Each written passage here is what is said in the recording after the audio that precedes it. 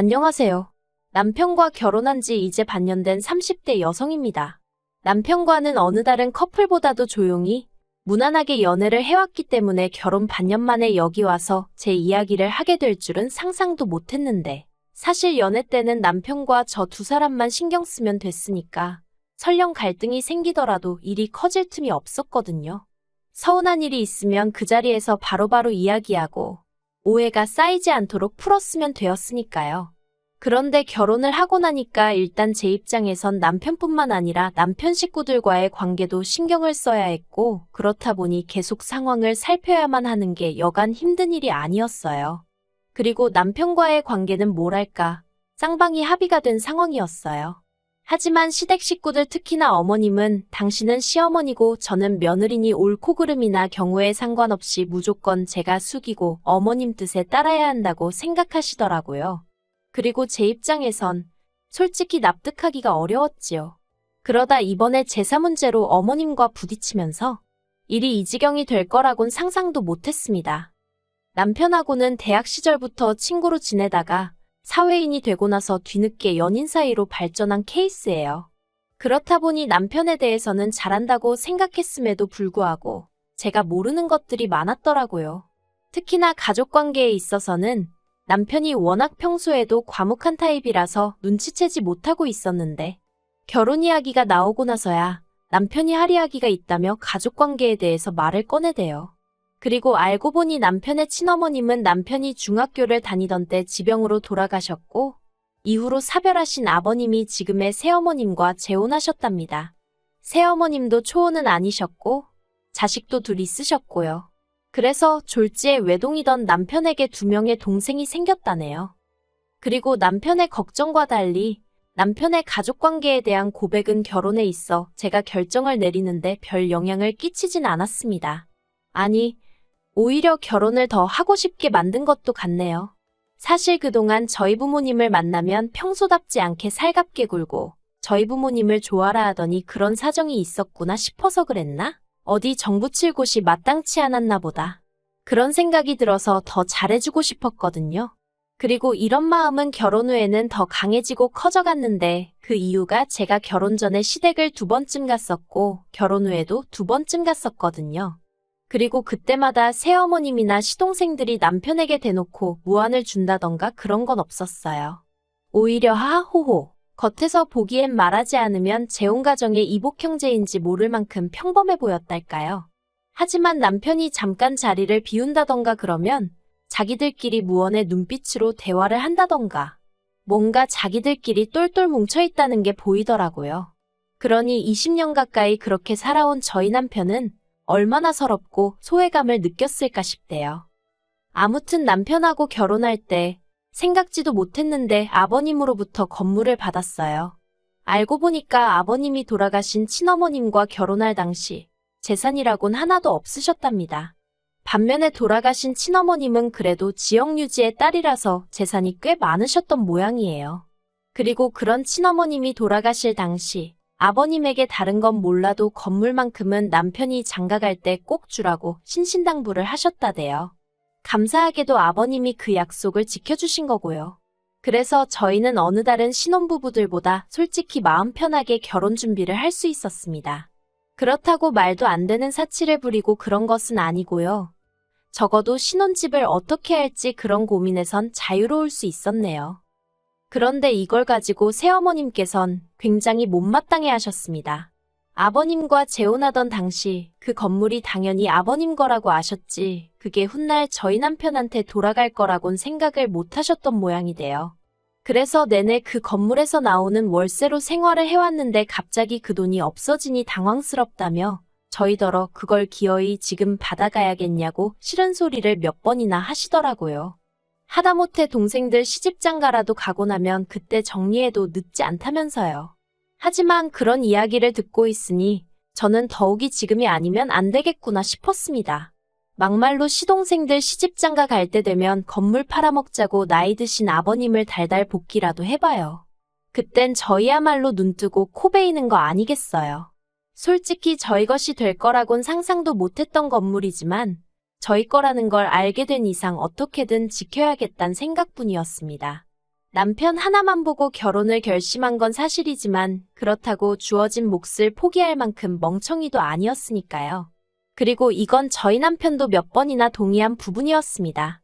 솔직히 그 오랜 시간 동안 새어머님도 정말 친어머님처럼 남편에게 정을 주셨다면, 그리고 시동생들도 남편을 그렇게 믿고 따라주었다면 저희 남편이 절대로 그렇게 선을 그었을 리가 없거든요. 그런데 제대로 가족이라고 느낄 만큼 감정적 교류가 없었던 탓인지 금전적인 부분에서는 남편도 나름대로 확실히 선을 그으려는 게 보였습니다. 어쨌든 맏아들이니 그에 따르는 책임과 도리는 하겠다. 하지만 그 이상은 못한다는 입장이 분명했달까요. 그런데 지난 어버이날이었습니다. 새어머님이 회가 드시고 싶다며 호텔에 있는 식당으로 예약을 하셨더라고요. 그래서 그 자리에 시부모님과 저희 부부 그리고 시동생 둘이 모이게 되었어요. 남들이 보기에는 다복하고 화목한 분위기였을 거예요. 하지만 식사가 시작되고 얼마 지나지 않아 불편한 주제들이 조금씩 거론되기 시작했습니다. 특히나 돈에 관해서요. 새어머님께서는 저희가 건물을 가져간 이후로 살림을 꾸려나가기가 아주 힘에 부친다면서 끝없이 앓는 소리를 하셨어요. 하지만 솔직히 아버님이 그 연세에도 연금으로 300 남짓 받고 계셨고 저희가 건물 증여가 끝남과 동시에 매달 100만 원씩 생활비에 보태시라고 보내드리기 시작했거든요. 게다가 신우도 직장 생활을 하고 있었으니 아무렴 자기 부모에게 돈 10만 원 안 드렸겠어요? 제가 생각하기엔 그나마 마음에 걸리는 건 도련님이었는데 거기도 이제 아르바이트해서 자기 용돈 벌고 하면 크게 돈 들어갈 일이 있나 싶었지요. 참고로 저희 남편은 자라는 내내 집에 재산이 없는 것도 아니었는데 새어머님이 남자라면 독립심이 필요하다며 고등학교 때부터 아르바이트를 하라고 그렇게 눈치를 주셨답니다. 그래서 실제로 고등학교 2학년 때부터는 아버님이 어머님 몰래 챙겨주신 용돈 말고 공식적으로는 용돈 한 번 받은 적 없고 대학 등록금도 반 이상 자기가 벌어서 보탰다고 하더라고요. 그런데 이제 와서 저희더러 생활비가 어떻고 시동생들이 어떻고 하면 아무리 제가 아닌 남편이 겪은 일이라고 해도 저에게는 제가 겪은 거나 마찬가지로 느껴졌으니 그런 어머님의 하소연이 곱게 들릴 리가 없었지요. 그래서 어머님께 마치 어머님의 속뜻이 무엇인지 하나도 못 알아들은 것 마냥 이참에 시동생들도 독립심을 키워야 하지 않겠냐고 아무것도 지원해주지 마시라고 단호하게 조언을 해드렸답니다. 그랬더니 제 예상대로 어머님이 당신이 일전에 한 말이 있어서인지 뭐라고 더 말씀은 못하시고 저더러 너는 참 냉정하구나 하시대요. 하지만 이런 이야기 때문에 제가 결혼한 지 반년 만에 시댁하고 안 보고 살고 싶네 그런 소리를 하게 된 것은 아니에요. 제가 정말 화가 난 건 엊그제 어머님한테 전화를 받았는데 다음 주에 당신 친정어머니 제사를 지낸다고 하시더라고요. 어찌나 생소하던지 저는 처음에 돌아가신 친어머님 제사를 지내신다는 줄 알았다니까요. 그런데 그게 아니라 새어머님의 친정어머니 제사를 지낸다면서 저더러 일찍 와서 제사 준비를 도우라고 하시더군요. 그리고는 덧붙여서 말씀하시기를 신우는 안 불렀답니다. 이런 건 원래 며느리가 도와줘야 하는 거라면서 제가 안 오면 당신 친지들이 계몰아서 당신이 시어머니로서 제대로 대접도 못 받고 산다고 생각할 거라고 그러면 저희 남편 얼굴에 똥칠하는 거라면서 꼭 와야 한다고요. 그래서 제가 어머님께 무슨 말씀이신지는 알겠지만 어머님도 아시다시피 저도 직장인이라서 그렇게 시간을 내기가 쉽지가 않다고 했습니다. 그리고 어째서 새어머님 친정부모님 제사까지 제가 해야 하냐. 솔직히 납득이 가지 않는다고도 덧붙였지요. 그러자 어머님이 제 남편을 당신이 어떻게 키웠는 줄 아냐면서 저더러 이러는 거 정말 경우 없는 짓이라고 하시는 거예요. 그래서 제가 일단은 남편하고 이야기를 해보겠다 했습니다. 솔직히 만약에 남편이 저더러 한 번만 참고 그렇게 해달라고 하면 해줄 생각이었어요. 결혼할 때부터 시댁일에 관해서는 가능한 남편 마음이 편한 쪽으로 내가 맞춰주겠다는 마음이었거든요.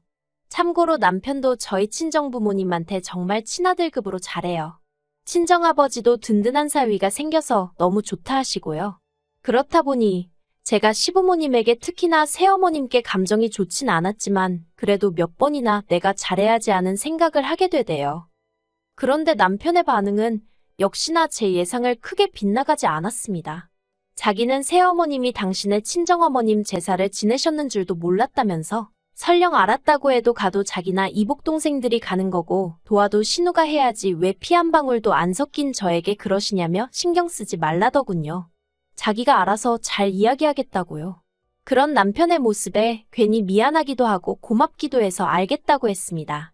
그리고 어머님께는 그래도 못 간다고 직접 말씀드리는 게 매너다 싶어서 문자는 하나 넣었어요. 남편하고 상의해봤는데 제가 참석하는 게 바람직한 것 같지 않다는 식으로요. 그랬더니 며칠이 흐르고 주말, 어머님이 시동생들까지 데리고 저희 집에 연락도 없이 오셨습니다. 부서질 듯 누르는 현관벨 소리에서 이미 어머님이 왜 오셨는지 어느 정도 짐작이 되었다고 해야 할까요? 그나마 다행히 남편도 같이 있었고, 솔직히 제가 무슨 죄를 지은 것도 아니니 일단 현관은 열어드렸지요. 이윽고 5사람이 거실에 둘러앉았는데 신우가 한다는 소리가 소파샀냐입니다. 맞아요. 원래는 제가 자취할 때 쓰던 걸 쓰려고 가지고 왔는데 솔직히 건물에서 월세 나오는 거 알고는 남편하고 상의 끝에 소파만 좋은 걸로 바꿨어요. 그래서 그렇다고 하니까 어머님이 건물 가져가니까 세상이 다 니네 거 같지? 그러시는 거예요. 황당해서 무슨 말씀을 그렇게 하시냐니까 저희가 홀딱 건물을 받아서는 당신들은 사는 게 빠듯해졌는데 속이 상해서 그렇답니다. 그러면서 당신이 그 건물을 손에 쥐고 있었어도 제가 제사에 오네 못 오네 소리를 했겠냐는 거예요. 그제서야 어머님이 뭔가 착각을 하셔도 단단히 하고 계시구나 싶었습니다. 그리고 남편이 먼저 나서서 자꾸 건물 이야기 하지 마시라고 하대요. 건물은 돌아가신 친어머니 재산이었고 아버지가 유언에 따라 저에게 넘겨주신 거니 솔직히 새어머니는 거기에 대해서는 이러쿵저러쿵 말씀하시면 안 된다고요. 그러자 새어머님께서 하신다는 소리가 당신이 마음만 먹었으면 그거 진작에 팔아버리고 다 써버릴 수도 있었는데 저희 남편이랑 이복 동생들 한번 잘 키워보려고 알뜰살뜰 쥐고 있었던 거라며 그게 다 자기 덕분이라는 겁니다. 듣고 있는데 황당했지요. 거기서 매달 나오는 월세를 그렇다고 모아서 저희 남편을 주신 것도 아니고 20년 가까운 세월 동안 거의 남는 것 없이 받아서 다 쓰시며 사셔놓고는 알뜰살뜰이라는 둥, 지켜준 거라는 둥. 그리고 남편도 저랑 비슷한 생각을 했는지 급기야 웃더니 어머님도 생각보다 재밌으신 분이라며 말을 이어갔습니다. 말은 똑바로 하자고 그 월세 받아서 솔직히 어머님하고 이복 동생들이 거진 다 썼지 않냐고. 막말로 아버님이 돌아가시기라도 했으면 지금까지 이 관계가 유지나 되었겠냐고요. 그리고 저는 남편 말에 하나 틀린 거 없다고 생각했어요.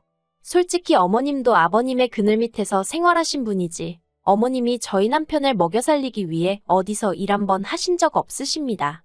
살림이나 그런 건 꼭 저희 남편 때문만이 아니라 아버님과 다른 두 이복 동생을 위해서라도 어쩔 수 없이 하셔야 했겠지요. 그러니 저희 남편이 자라는 동안 약간의 도움은 받았다고 볼 수 있지만 그마저도 어머님의 진심이라기보다는 사정이 그렇고 상황상 어쩔 수 없이 발생한 일에 가깝잖아요. 그래도 남편은 새어머님도 어머님이라고 사회생활 시작하고는 용돈도 챙겨드리고 깍듯이 모셨습니다. 이복 동생들에게도 살가운 오빠는 아니더라도 어려운 오빠는 되지 않으려고 여러 가지 노력을 했고요. 물론 이복 동생들이 저희 남편에게 기대하는 오빠로서의 역할은 돈이 전부였긴 하지만요. 대화가 길어질수록 솔직히 새어머님 쪽이나 저희 남편이나 그간 차마 입 밖으로 내지 않았던 속내가 드러나기 시작했습니다. 새어머님 쪽은 짐작한 대로 이러나 저러나 한마디로 너는 내가 키웠으니 은혜를 갚아라는 거였고 저희 남편은 자기는 혼자 큰 거나 다름없다 생각한다고 막말로 새어머니가 내 생일 때 미역국이라도 한번 끓여줬냐며 울분을 토했어요. 그리고 시동생들은 솔직히 걔들한텐 어쨌든 새어머님이 친엄마고 세상에 하나뿐인 엄마니까 당연히 그쪽 편을 드느라 바빴지요. 저희 남편이 건물을 가져가 버려서 자기들은 이제 굶어 죽게 생겼다는 말도 안 되는 소리를 하면서 말이에요. 그렇게 한바탕 소란이 지나가고 결국 남편이 아버님께 연락을 드렸습니다. 아버지 식구들이 여기 와서 행패를 부리고 있으니 얼른 와서 데려가라고요. 그러자 새어머님은 너 잘했다면서 아주 네 아버지한테 혼나봐야 정신을 차리겠다고 더 당당하게 꼼짝도 안 하더라고요. 그리고 이복 동생들은 이복 동생들대로 자기 어머니 옆에 붙어 있고 그 모습을 보고 있으니 남편이 얼마나 외롭게 컸을지 정말 안 봐도 눈에 뻔하더라니까요. 그리고 얼마 안가 아버님이 오셨는데 아버님은 새어머님을 보자마자 추태 좀 부리지 말라며 화를 내셨어요. 새어머님은 아버님이 당신 편을 들 줄 알았는데 당신한테 언성을 높이니 당황하신 눈치였지요.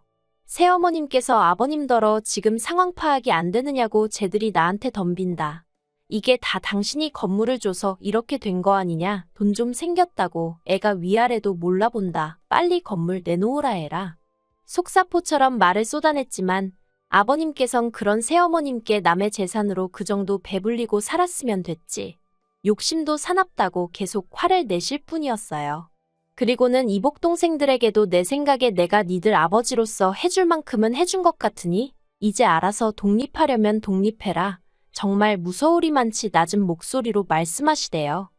그리고 결론부터 말하자면 일단 지금 새어머님은 찍소리도 못하고 예전처럼 아버님과 살고 계시고요.